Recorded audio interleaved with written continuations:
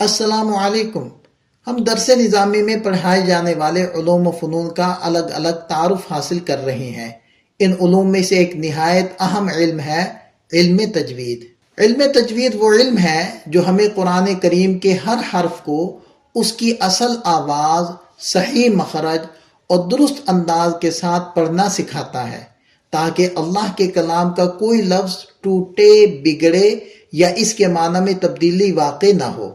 یہ علم بتاتا ہے کہ عین اور حمزہ، صاد اور سین، قاف اور کاف، ان جیسے بظاہر ملتے جلتے حروف میں کیا فرق ہے اور غلط پڑھنے سے معنی کس طرح بدل جاتے ہیں۔ یوں علم تجوید یہ یقین دہانی کراتا ہے کہ قرآن اسی طرح پڑھا جائے جیسے نبی پاک صلی اللہ علیہ وسلم نے صحابہ کرام کو سکھایا تھا۔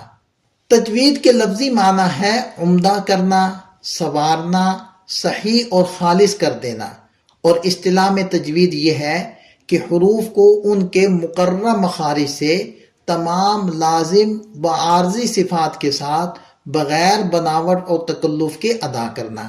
علم تجوید کا مقصد چند امور پر مشتمل ہے۔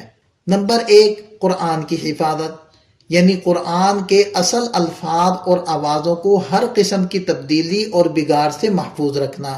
نمبر 2، درست تلفظ کی تربیت، یعنی ہر حرف کو اس کے درست مخرج اور مکمل صفات کے ساتھ ادا کرنا۔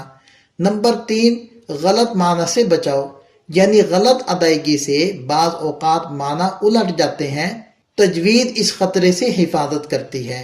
نمبر 4، سنت نبوی کی پیروی، یعنی قرآن وہی انداز اختیار کر کے پڑھنا جس طرح نبی پاک صلی اللہ علیہ وسلم نے سکھایا۔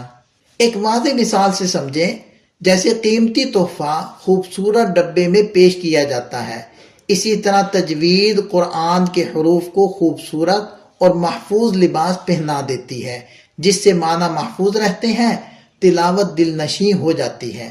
غلط تجوید سے معنی کیسے بدل جاتے ہیں، چند مثالیں ملاحظہ کریں۔ اگر الحمدللہ کی جگہ الحمدللہ کہا جائے تو معنی تعریف سے بدل کر ہوگا تمام کا تمام دھواں اللہ رب العالمین کے لیے ہے۔ اگر قل هو اللہ احد کی جگہ قل هو اللہ احد پڑھا جائے، یعنی موٹے قاف کو باریک کر کے پڑھا جائے تو معنی بن جائے گا کھاؤ کہ اللہ ایک ہے۔ اگر فصل لربک وانحر کی جگہ فصل لربک وانحر پڑھا جائے، یعنی ہاں کی جگہ ہاں پڑھا جائے تو معنی قربانی کرو کی بجائے ڈانٹو ہوگا۔ یہ مثالیں واضح کرتی ہیں کہ غلط تلفظ معنی کو شدید حد تک بدل دیتا ہے۔ علم تجوید کا سیکھنا فرض کفایہ ہے۔ تجوید کے ساتھ قرآن پڑھنا فرض عین ہے۔ علماء کرام نے فرمایا ہے کہ اتنی تجوید سیکھنا کہ ہر حرف دوسرے سے ممتاز ہو فرض عین ہے، اور اس کے بغیر کی گئی تلاوت میں شدید خلل واقع ہوتا ہے۔ چونکہ قرآن کی صحیح قرأت نماز کا رکن ہے، غلط تلفظ عبادت کو متاثر کرتا ہے، اس لیے تجوید سیکھنا دینی ضرورت ہے۔ علم تجوید کے چند نمایاں فوائد ذکر کرتے ہیں۔ پہلا فائدہ نماز اور عبادت کی درستگی، یعنی تلاوت درست ہوتی ہے اور عبادت سنورتی ہے۔ دوسرا فائدہ معنی کی حفاظت، یعنی قل اور کل جیسا فرق واضح ہوتا ہے۔ تیسرا فائدہ تلاوت میں حسن، یعنی تلاوت خوش آواز، واضح اور پر اثر ہو جاتی ہے۔ چوتھا فائدہ دینی تعلیم کی بنیادی سیڑھی، یعنی تمام علوم دین کی ابتدا تجوید سے ہوتی ہے۔ تجوید کا مقصد کیا ہے؟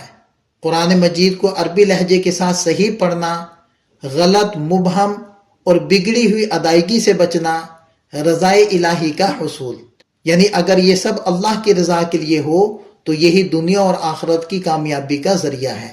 اس ساری گفتگو کا جامع خلاصہ ایک سطر میں یوں بیان کیا جا سکتا ہے کہ علم تجوید وہ علم ہے جو قرآن کریم کے حروف کو ان کے صحیح مخارج اور صفات کے ساتھ ادا کرنے کا طریقہ سکھاتا ہے تاکہ تلاوت درست، حسین اور بامعنی رہے۔